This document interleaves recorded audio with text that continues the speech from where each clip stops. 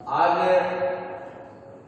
हम लोग main book का पार्ट 4 पढ़ने जा रहे हैं, जिसका शीर्षक है 13 तारीख और शुक्रवार का दिन। जब इस कहानी को हम आगे पढ़ेंगे तो जानेंगे कि आखिर इसका नाम 13 तारीख और शुक्रवार का दिन ही क्यों रखा गया है। 13 तारीख और शुक्रवार का दिन क्यों रखा गया है। इसके जो कहानीकार हैं वह है वृंदावन लाल शर्मा। ये उत्तर प्रदेश के रहने वाले थे, उत्तर प्रदेश के झांसी के रहने वाले थे। इनका जन्म 9 जनवरी 1889 को और मृत्यु 23 फरवरी 1969 को हुआ। इनकी खासियत क्या थी कि ये आप देख रहे हैं कि उपन्यासकार तो थे ही, साथ साथ एक ड्रामेटिस्ट यानी नाटककार भी थे। कुछ इनकी प्रमुख रचना आप देखिएगा, राखी की लाज, देखा देखी, दबे पांव, संगम और प्रेम की भेंट, ये इनकी कुछ प्रमुख कृतियां हैं। और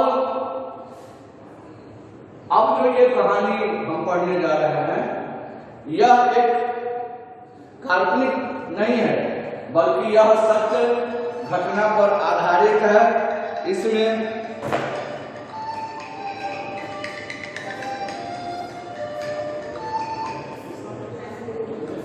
सत्य घटना पर आधारित है और कहानी आप सभी जानते हैं कि 1914 से लेकर 18 के बीच फर्स्ट वर्ल्ड वॉर हुआ था। फर्स्ट वर्ल्ड वॉर यानी प्रथम विश्व युद्ध जो हुआ था, उससे संबंधित यह घटना है।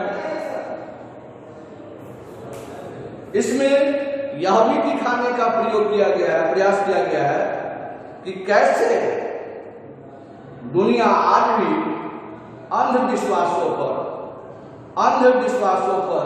विश्वास करते हुए उसकी ओर मुखातिब होते हैं, उसकी ओर चलते हैं।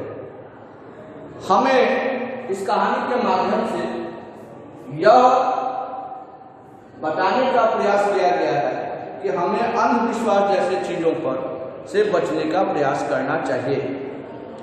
इसमें कहानी शुरू होती है एक ब्राउन नाम का ब्राउन है।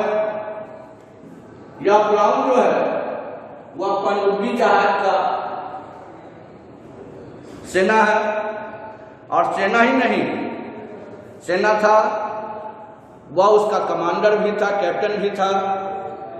इसकी रिटायरमेंट हो जाती है, पेंशन मिलने लगता है, सर्दी का समय भी है।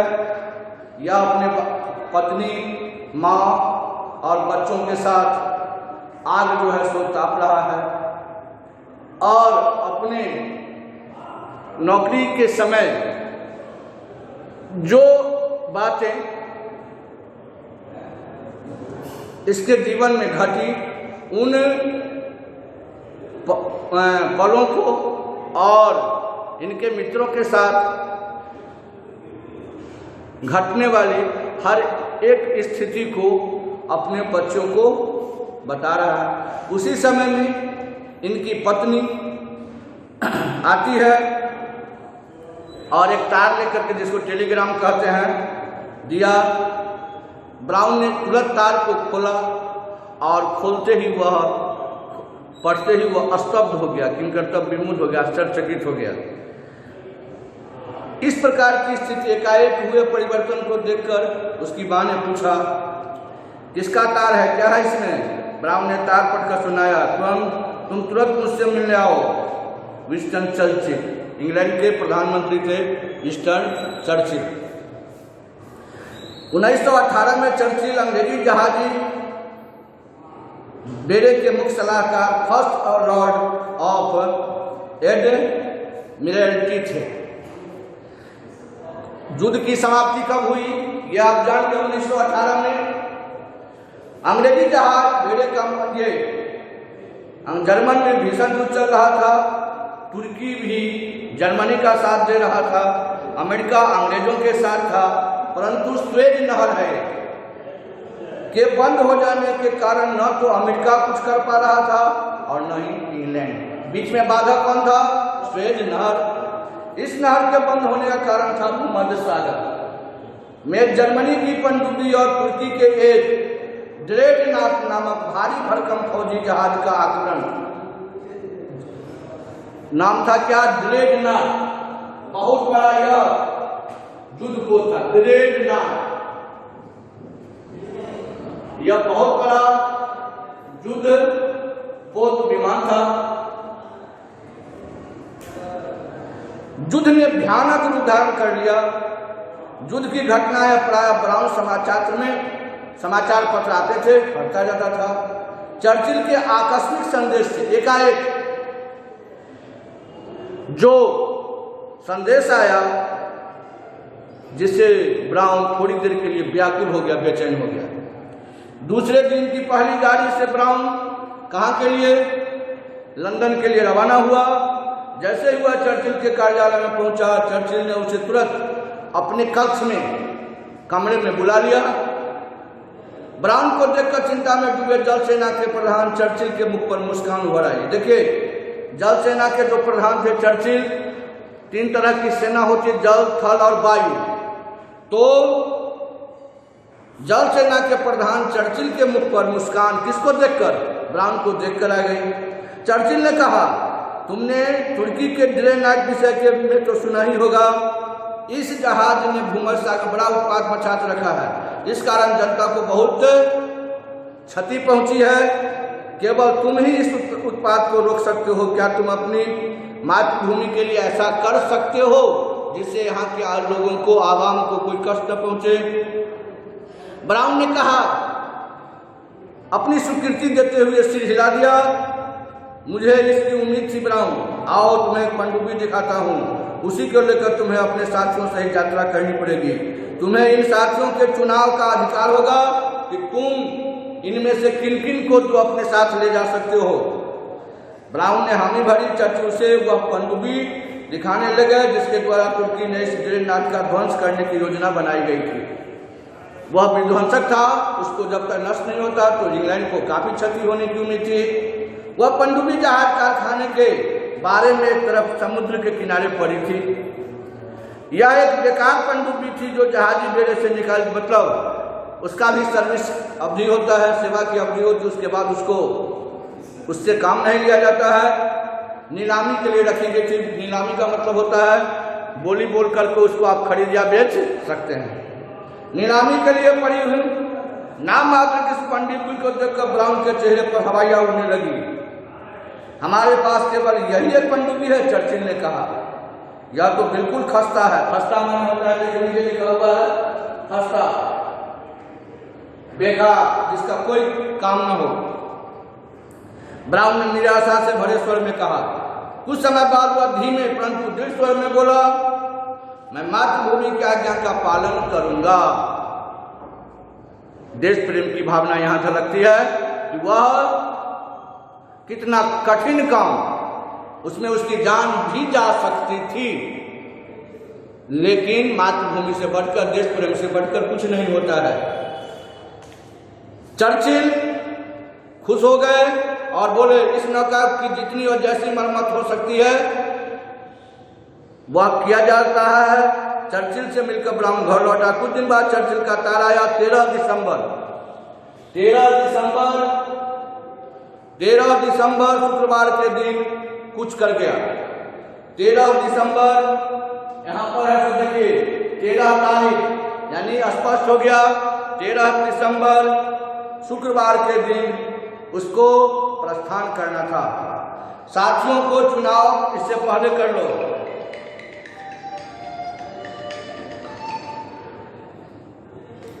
तारीख और दिन के विषय में सुनकर ब्राउन की मां और पत्नी घबरा गई।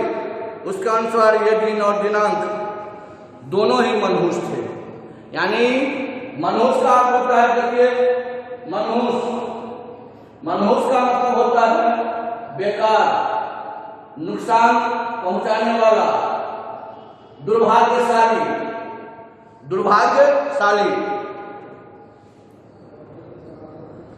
ब्राउन जानता था कि जीवित लौटना शायद संभव नहीं है। बड़ी मुश्किल से अपने को शांत करके इतना ही कह पाया, मुझे जाना ही होगा और यह मेरी नहीं बल्कि मातृभूमि की आज्ञा है। मनहूस तारीख को दिन कुछ नहीं कर सकते और उन्हें रोता हुआ छोड़कर जल्दी से चला गया। नियत दिन, जिस दिन उसको कुछ करना था, आपको पता हो गया वह तारीख क्या था, 13 तारीख, और दिन क्या था, शुक्रवार का दिन। भूमध्यसागर के एक स्थान पर अंग्रेजी और अमेरिकी जहाज बेड़ा था। वहां तक ब्राउन की पनडुब्बी बिना किसी संकट के पहुंच गई।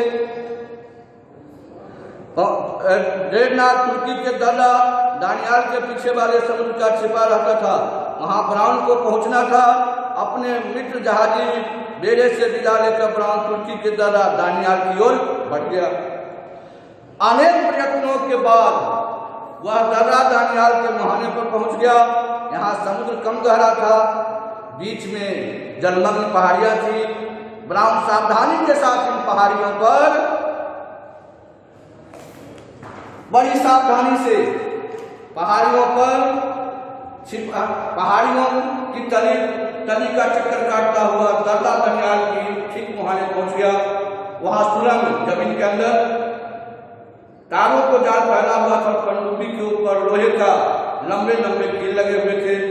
पनडुब्बी तारों के अटके हुए फट सकती थी और उसमें बैठे जितने भी चालक थे वह टुकड़े टुकड़े हो सकते थे। पनडुब्बी अत्यंत सावधानी के साथ चलाई जाने लगी। फिर भी पनडुब्बी का एक किला सुरंग के किसी तार से जा उड़ा। सुरंग के तार से किले को किसी तरह छुड़ाकर पनडुब्बी फिर स्लो स्पीड में, धीमी गति में आगे बढ़ी। पनडुब्बी दर्रा दानियाल के भीतर घुसी और दर्रा का जो हिस्सा था, भाग था, वह एकदम काफी संकीर्ण था, सकरा था। क्या होता है देखिए, उसके पीछे विशाल का विस्तृत समुद्र। पनडुब्बी ने दर्रा पार कर लिया और समुद्र में पहुंच गई।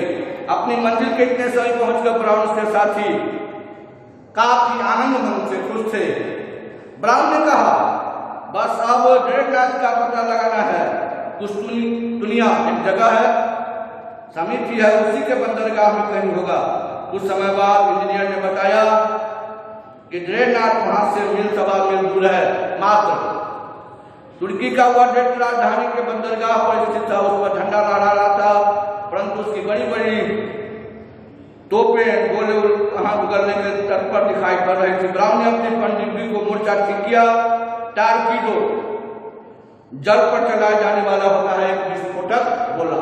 टारपीडो क्या होता है? टारपीडो जल के विस्फोटक गोला होता है। संभाला आदेश दिया, दागो। ब्राउन का आदेश पालन हुआ।